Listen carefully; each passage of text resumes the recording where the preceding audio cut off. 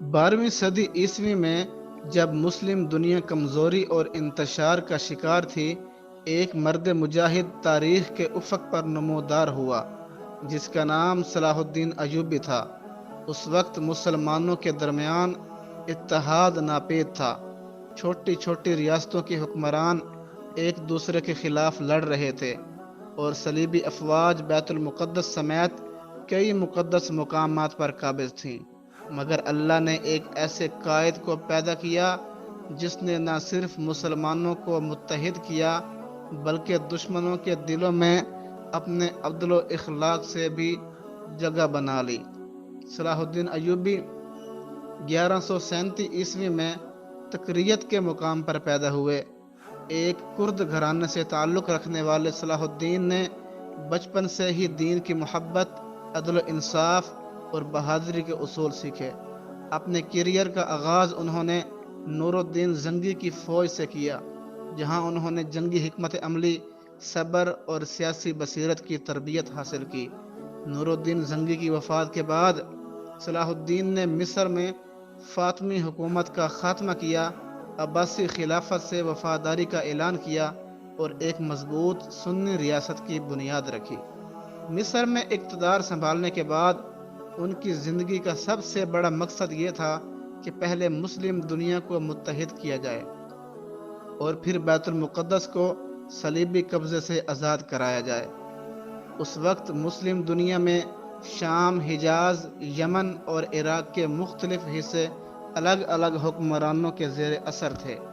صلاح الدین نے صبر و حکمت کے ساتھ کبھی جنگ کے ذریعے اور کبھی سفارت کاری کے ذریعے ان علاقوں کو اپنے زیر انتظام لایا۔ وہ جانتے تھے جب تک مسلمان ایک جھنڈے تلے نہیں آئیں گے اس وقت تک صلیبی طاقت کو شکست دینا ناممکن ہے۔ 1187 عیسوی میں ایک فیصلہ کن لمحہ آیا جب صلیبی افواج نے مسلمانوں پر ظلم کی انتہا کر دی۔ صلاح الدین نے اپنے لشکر کو جمع کیا اور انہیں میدان حطین کی طرف روانہ کیا۔ یہ معرکہ تاریخ میں حطین کی جنگ کے نام سے مشہور ہوا۔ صلاح الدین نے دشمن کو صحرائی علاقے میں پانی سے دور کر کے گھیر لیا۔ گرمی کی شدت، پیاس اور تھکن نے صلیبی لشکر کو کمزور کر دیا۔ مسلمانوں نے بھرپور حملہ کیا اور چند گھنٹوں کی لڑائی کے بعد صلیبی لشکر کو عبرتناک شکست ہوئی۔ یروشلم کا بدنام حکمران گلوس گنا قید کر لیا گیا اور صلیبی طاقت کا بڑا حصہ ٹوٹ گیا۔ حطین کی فتح کے بعد مسلمانوں کا حوصلہ بلند تھا اور صلیبی لشکر کی کمر ٹوٹ چکی تھی۔ صلاح الدین نے بیت المقدس کی طرف پیش قدمی کی۔ یہ وہی مقدس شہر تھا جو تقریباً 88 سال سے صلیبی قبضے میں تھا۔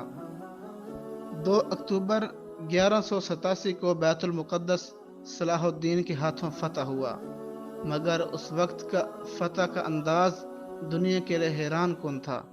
جب صلیبی یہاں آئے تھے تو انہوں نے ہزاروں مسلمانوں کو بے دردی سے قتل کیا تھا، گلیوں میں خون کی ندیاں بہا دی تھیں، لیکن صلاح الدین نے شہر فتح کرنے کے بعد عام معافی کا اعلان کیا۔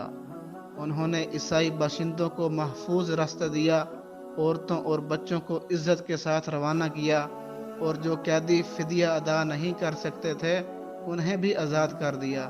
انہوں نے مقدس مقامات کو محفوظ رکھا، گرجا گھروں کو نقصان نہیں پہنچایا اور یورپی زائرین کو زیارت کی اجازت دی۔ اس عدل اور رحم دلی نے نہ صرف مسلمانوں کے دل جیتے بلکہ دشمن بھی ان کے اخلاق سے متاثر ہوئے۔ صلاح الدین کی یہ فتح صرف ایک جنگی کامیابی نہیں تھی بلکہ یہ ایمان، اتحاد اور انصاف کی جیتی جاگتی مثال تھی۔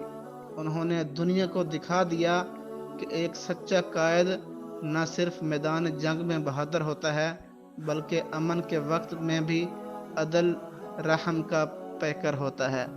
آج صدیوں بعد بھی ان کا نام احترام سے لیا جاتا ہے اور ان کی سیرت ہر مسلمان کے لیے مشعل راہ ہے۔